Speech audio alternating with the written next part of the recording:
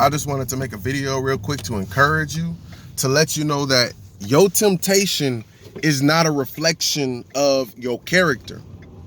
Your temptation is not a reflection of your character. The temptation that you experience is a result of the path and is a result of the place that you're trying to get to. The temptation that you experience is not a reflection of your character. It's a result of the path. Jesus was in the wilderness and he was tempted of the devil. He was tempted because he was presented with different things that he was lacking. Most times when we're tempted, we're in a place where we're desiring something. We're wanting something along the path.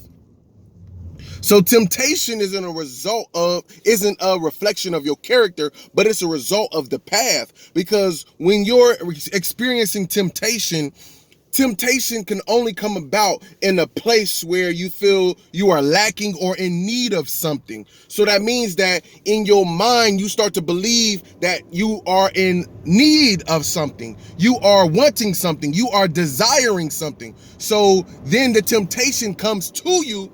And so to fulfill the need or the desire, you end up in a place called temptation.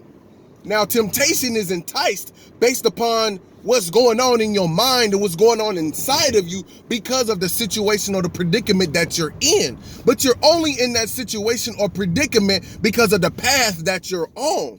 So the temptation that you experience isn't a reflection of who you are. It isn't a reflection of your character, but the temptation is a result of the path that you're on, because God is looking to satisfy every need. He's looking to satisfy every desire. He's looking to satisfy everything that you're looking for satisfaction in.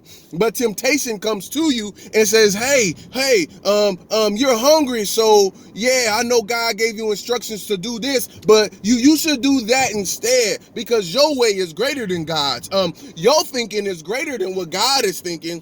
Your desire can be satisfied by this temporary fix and not that eternal promise that God has. Yeah. So your temptation is not a reflection of your character. The temptation is a result of the path that you're on. Yes, the Bible says that temptation comes when man is enticed. But if you're not in the direction, or if you're not in a certain environment for the temptation to come to you, how can you be tempted? The Israelites weren't tempted with the same temptations they were in the wilderness. They weren't tempted to curse God. They weren't tempted to do such things that they did in the wilderness until they were led on the path that they were on. Your temptation is not a reflection of your character. Temptation is a result of the path. So you have to change your perspective and stop thinking, since I'm tempted to do this or since I'm tempted to do that, that just must mean that I'm just a terrible person. I'm a horrible person. I don't deserve this. I don't deserve that. No, maybe, just maybe, the temptation is to reveal inside of you a place, or to establish a new place inside of you where God can satisfy the weakness and satisfy the need and satisfy the desire that you have. Maybe God is looking to make you strong in a place where you're weak.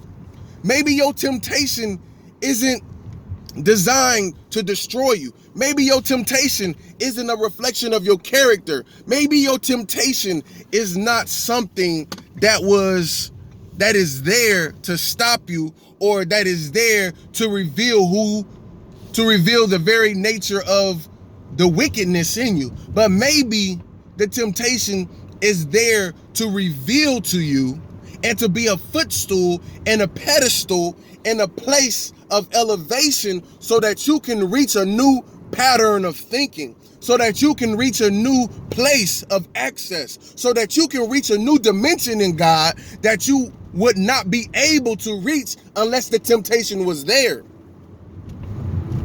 Maybe your temptation is not a reflection of your character. Maybe your temptation is only a result of the path that you're on. Just think about that.